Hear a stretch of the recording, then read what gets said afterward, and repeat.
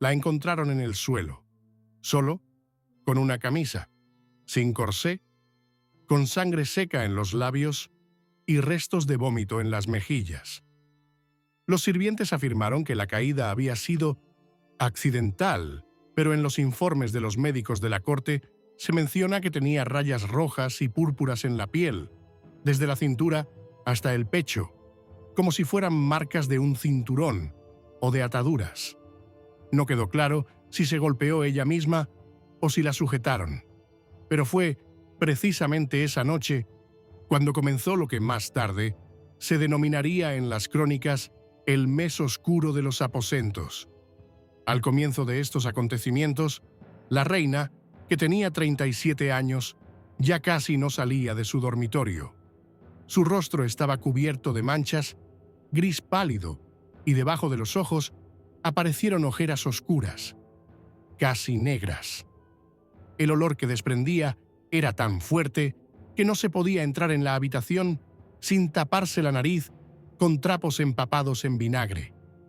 Las damas de la corte murmuraban que la putrefacción había comenzado aún en vida.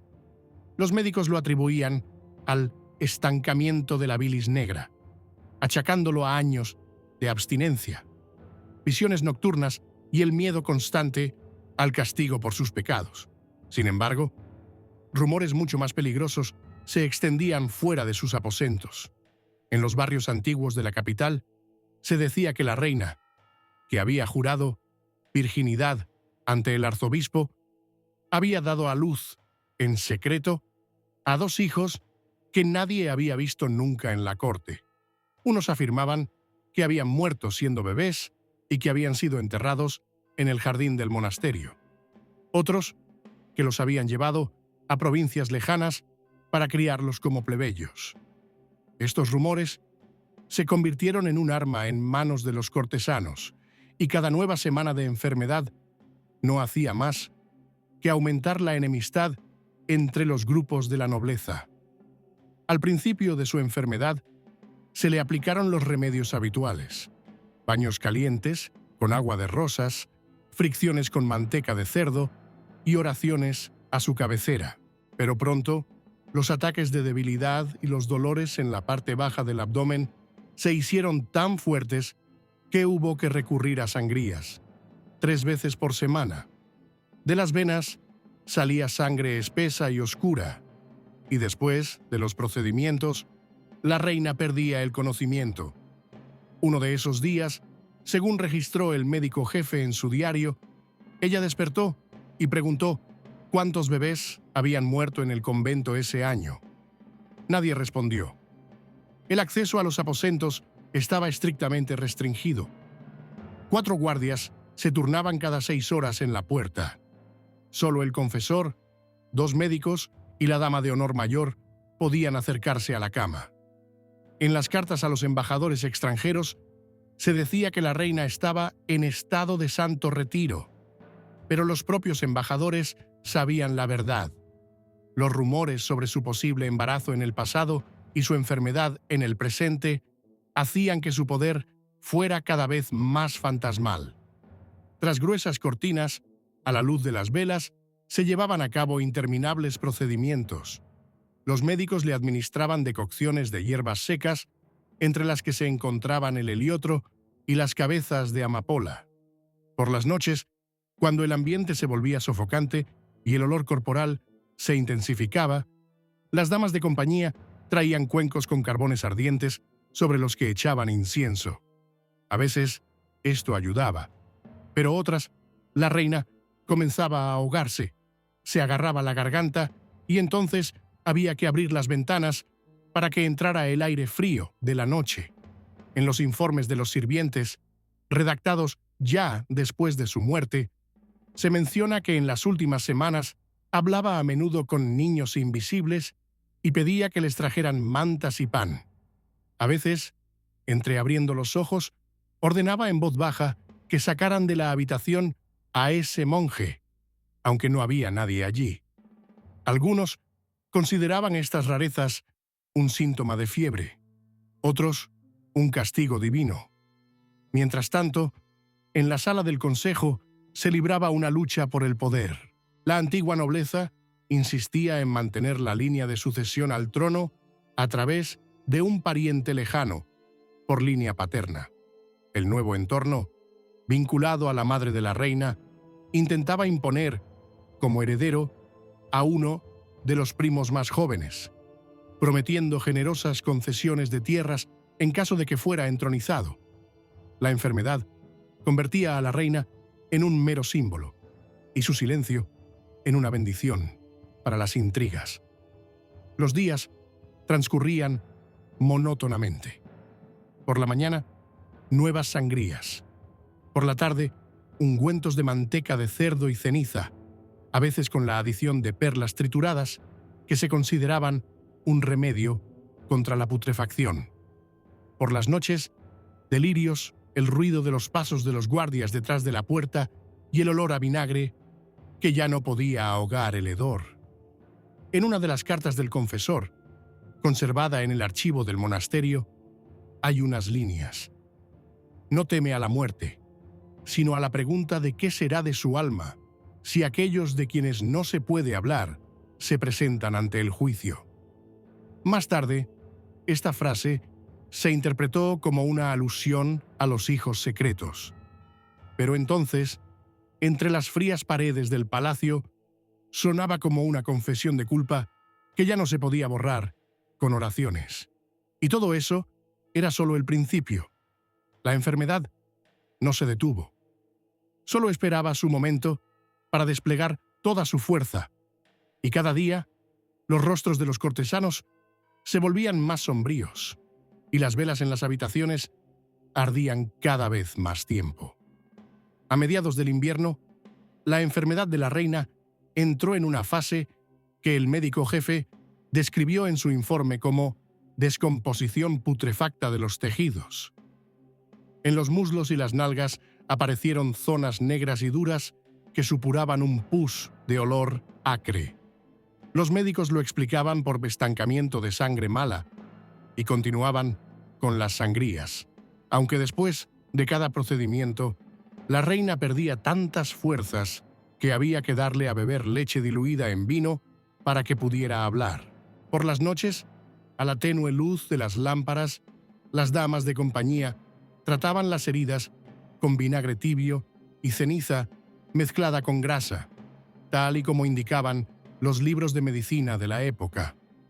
Cuando la giraban hacia un lado, la piel se desprendía en capas, y los sirvientes que sostenían la palangana con agua se esforzaban por no mirar la carne que había debajo. Una de las jóvenes sirvientas vomitó en la habitación, la sacaron inmediatamente y borraron su nombre de la lista de personas autorizadas a visitar a la enferma. El acceso al dormitorio se hizo aún más estricto. Ahora, incluso el confesor solo podía verla en presencia de los guardias. El consejo lo justificaba por motivos de salud, pero la verdadera razón era otra. Los rumores sobre sus delirios y sus extrañas conversaciones con niños que no estaban allí comenzaron a extenderse por la ciudad. Alrededor del palacio se agolpaba la gente, deseosa de ver al menos la sombra de la reina, pero no les dejaban acercarse a las puertas. A principios de febrero llegó al palacio un enviado del Ducado del Norte. Su señor proponía enviar a un médico que había salvado la vida a 3 soberanos, pero el consejo rechazó la oferta, no porque dudaran de su habilidad, sino porque la aparición de un médico extranjero podría revelar la verdad. Era poco probable que la reina viviera hasta la primavera. En ese momento, la lucha por la herencia se hizo evidente. En reuniones secretas junto a la chimenea, las antiguas familias acordaron una alianza contra el nuevo entorno, sobornando a los guardias y a los escribanos. Corría el rumor de que en una de esas reuniones se había discutido la posibilidad de acelerar la muerte de la reina por el bien de la corona. Pero cualquier acción se veía frenada por la propia enfermedad, que avanzaba más rápido que cualquier conspiración. A mediados de febrero, La reina comenzó a sangrar sin que hubiera heridas. Los médicos que la examinaban se miraban entre sí y guardaban silencio. Uno de ellos, interrogado más tarde, dijo: «Esto les pasa a las mujeres que han ocultado sus partos». Los rumores sobre sus hijos secretos resurgieron, y ya no solo en la capital, sino también fuera de ella. Por la noche se oían sus gritos en el pasillo. Llamaba a alguien por un nombre que los sirvientes no se atrevían a repetir. A veces agarraba a las damas de compañía por las manos, suplicándoles que no los llevaran al convento. Las damas de compañía juraban que no sabían de quién hablaba, pero todos lo entendían. Se refería a aquellos a quienes nunca se había visto en el castillo. El olor en la habitación se volvió tan insoportable que uno de los guardias que vigilaba la puerta se quejó de mareos y dolor de estómago. El consejo ordenó fumigar las habitaciones con enebro y incienso, pero esto solo mezcló el hedor con el fuerte aroma de los aromáticos. De una carta del escribano de la corte a su hermano, la vi cuando la levantaban de la cama para lavarla. Tenía las manos y los pies como palos, el vientre hinchado y la piel oscura en algunos lugares. Los médicos murmuraban que era señal de que su fin estaba cerca, pero aún respiraba y tenía los ojos abiertos. A veces parecía que tenía conciencia, otras solo vacío. Mientras tanto, en la sala del consejo, comenzaron a preparar los textos de los futuros decretos en nombre de Su Majestad. Falsificaron la firma y pusieron los sellos. Uno de los decretos debía aprobar al nuevo heredero, otro consolidar las concesiones de tierras. Los que no participaban en esta labor sabían que, si la reina moría sin esos documentos, el poder podría pasar a otra casa, y entonces rodarían cabezas. A finales de mes, la reina casi dejó de comer. Le daban caldo, pero no lo tragaba. A veces, sin embargo, pedía vino tinto y lo bebía como si solo eso pudiera saciar su sed. Después del vino, comenzaba el delirio y volvía a hablar con ellos. En las notas del confesor, escritas en los márgenes del salterio, hay una línea: «Ya no estoy seguro de que tema a Dios. Teme encontrarse con aquellos a quienes traicionó». Y sin embargo, la muerte aún no llegaba. La enfermedad parecía prolongarse cada noche, dando tiempo a quienes ya estaban destrozando su poder. A principios de marzo, ya no se podía permanecer más de un cuarto de hora en los aposentos de la reina sin riesgo de vomitar.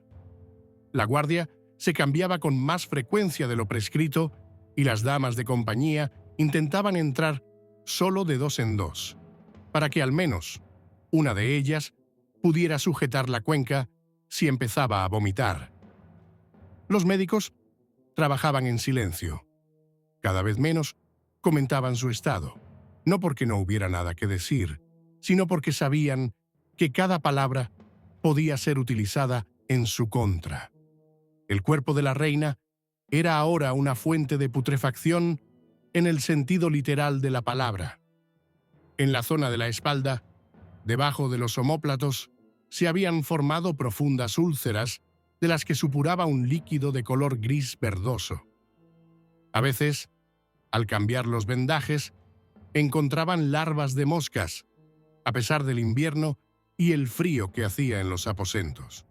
Los médicos cauterizaban las heridas con hierro al rojo vivo, tras lo cual la reina perdía el conocimiento durante horas. El olor a carne quemada se mezclaba con el hedor ya habitual, y ni siquiera los inciensos podían ahogarlo. Su delirio se volvió casi constante. A veces susurraba oraciones, otras gritaba a alguien que nadie veía. A veces llamaba a sus hijos, otras a sus hijas, siempre suplicándoles que no vinieran vestidos de blanco. Esto era lo que más asustaba a los sirvientes.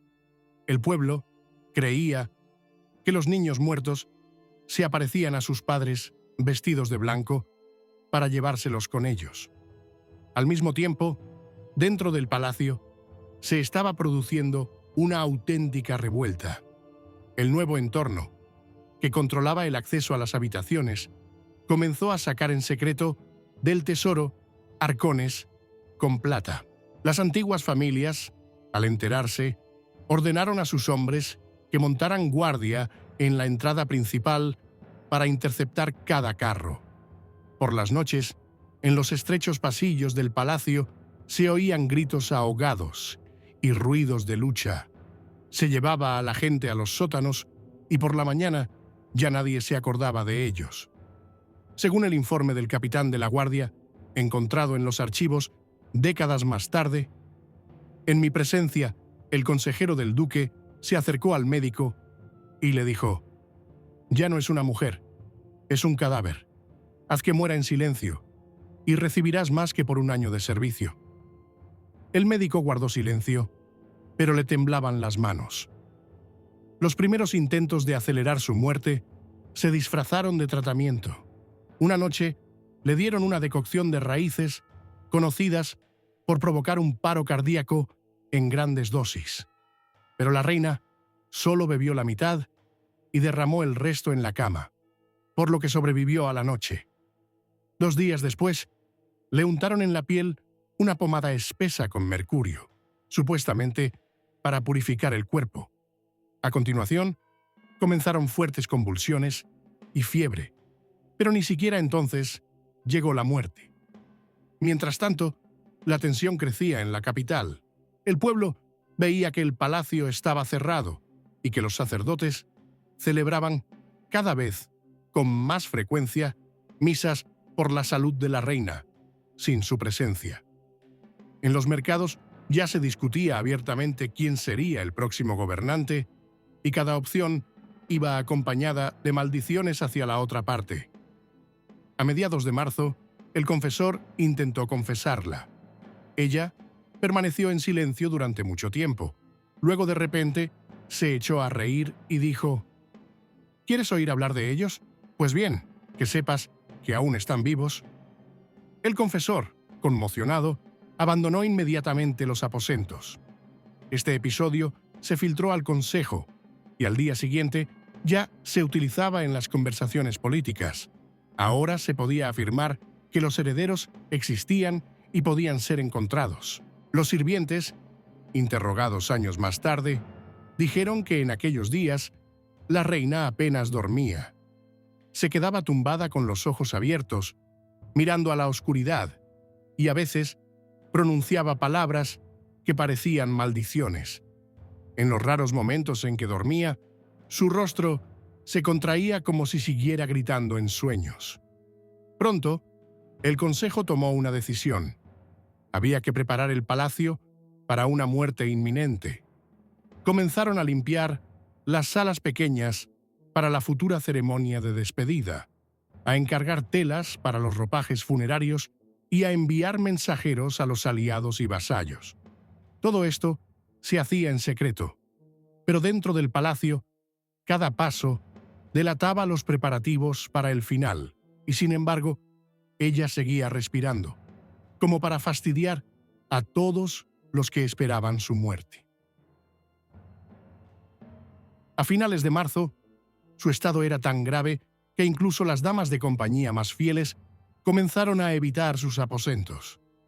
En la habitación había un hedor constante y cálido a cuerpo en descomposición.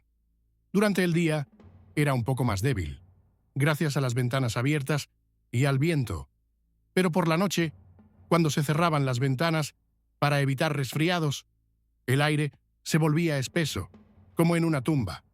Los médicos actuaban ahora de forma casi mecánica. Cambiaban los vendajes, hacían sangrías, untaban ungüentos. Pero la sangre ya no fluía bien. Era espesa, con coágulos. A veces ni siquiera salía. Y entonces perforaban nuevas venas. A veces las agujas se rompían en el cuerpo y había que sacarlas con pinzas. Una vez, al intentar girarla de lado, la úlcera de la espalda se abrió tanto que se veía el hueso blanco. Ya no podía pronunciar frases largas. Las palabras se acortaban, la respiración Era entrecortada, pero a veces, durante unos minutos, recuperaba la lucidez, y en esos instantes podía preguntar, en un susurro, ¿todavía me esperan? Los sirvientes no entendían a quién se refería, pero siempre se daban la vuelta. En esos días, el palacio se llenó de rumores sobre un próximo cambio de guardia. El consejo temía que la guardia actual fuera leal a otro pretendiente al trono. Varios oficiales juraron en secreto lealtad al duque, y por la noche, cuando se apagaban las velas en los aposentos, ya se estaba produciendo un cambio de guardia en las puertas. Al mismo tiempo, aumentó la actividad de los conspiradores. En los sótanos se celebró una reunión en la que se decidió que si la reina no moría en el plazo de 2 semanas, se ayudaría a acelerar su muerte. Para ello, prepararon un polvo especial que se podía disolver en el vino, pero intervino el azar. Uno de los jóvenes guardias bebió el vino envenenado y 1 hora después lo encontraron muerto en el patio. Se deshicieron del polvo, pero el plan siguió adelante. Según el informe de un escriba secreto, hoy ha rechazado el vino, diciendo que huele a pantano.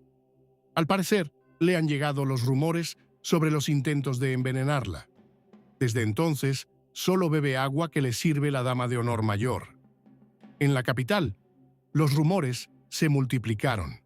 Algunos decían que la reina había muerto y que ocultaban su cuerpo. Otros, que había huido a un convento y que desde allí gobernaría. En los mercados incluso circulaban cuentos de hadas, como que había dado a luz a un tercer hijo y que ya lo habían sacado en secreto del país. A principios de abril, su cuerpo comenzó a hincharse. Su rostro se volvió redondo, sus párpados pesados, sus labios se agrietaron y se cubrieron de costras. Respiraba con dificultad. Cada exhalación era un silbido sordo.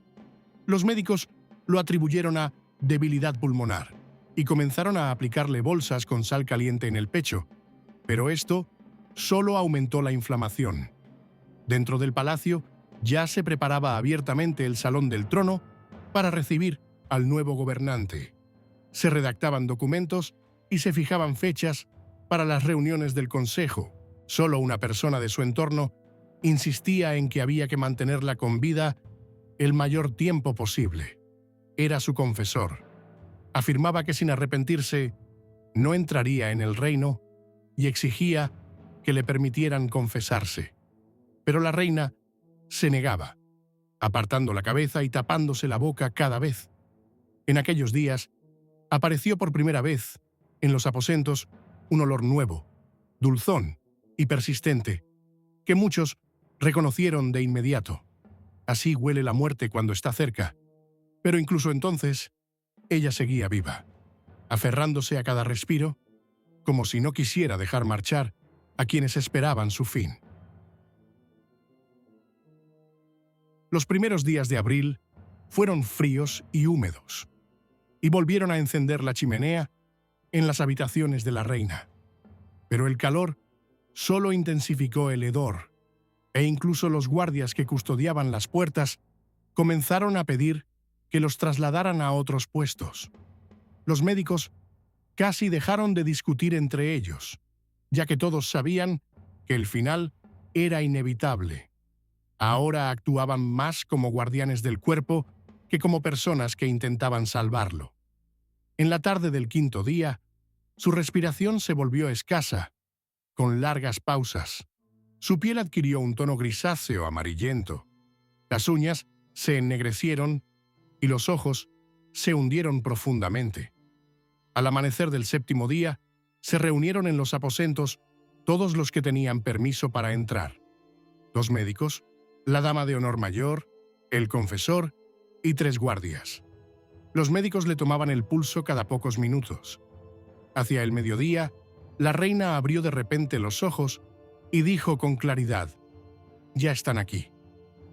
El confesor se inclinó para preguntarle quiénes, pero ella se volvió hacia la pared y no volvió a hablar. La muerte sobrevino al atardecer. El último suspiro fue apenas audible y solo uno de los médicos se dio cuenta de que el pecho ya no se levantaba. La cubrieron con un velo y en la habitación reinó el silencio, solo roto por el crepitar de las brasas en la chimenea. Inmediatamente después de la muerte, comenzó el ajetreo. Los guardias expulsaron incluso a las damas de compañía de las habitaciones y ordenaron que nadie se acercara. Los médicos redactaron un breve acta en la que la causa de la muerte figuraba como agotamiento extremo, sin mencionar las úlceras, la putrefacción ni otros detalles. La embalsamación resultó casi imposible. El cuerpo ya había comenzado a descomponerse en vida y las vísceras desprendían un olor tan fuerte que incluso los maestros más experimentados trabajaban con pañuelos empapados en vinagre.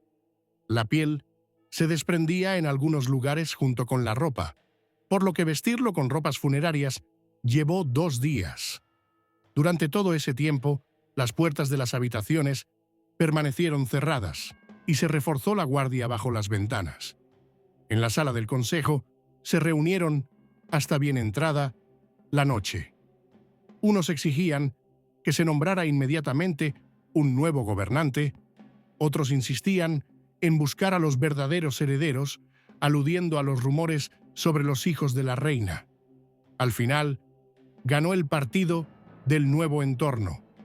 A la mañana siguiente, se leyó un decreto firmado por la reina una semana antes de su muerte, en el que se nombraba sucesor a uno de sus primos. La noticia causó consternación en la capital. Algunos se lamentaban, otros se alegraban abiertamente y otros exigían pruebas de la muerte. Multitudes se congregaron ante las puertas del palacio, pero no se dejó entrar a nadie. En las iglesias se celebraron servicios fúnebres, pero muchos sacerdotes decían en voz baja que sin confesión y arrepentimiento su alma vagaría por el mundo. Rápidamente surgieron leyendas entre el pueblo. Algunos juraban haber visto por la noche a una mujer vestida de blanco, parecida a la reina, que se dirigía a un convento a las afueras de la ciudad. Otros afirmaban que sus hijos ya estaban en camino para recuperar el trono.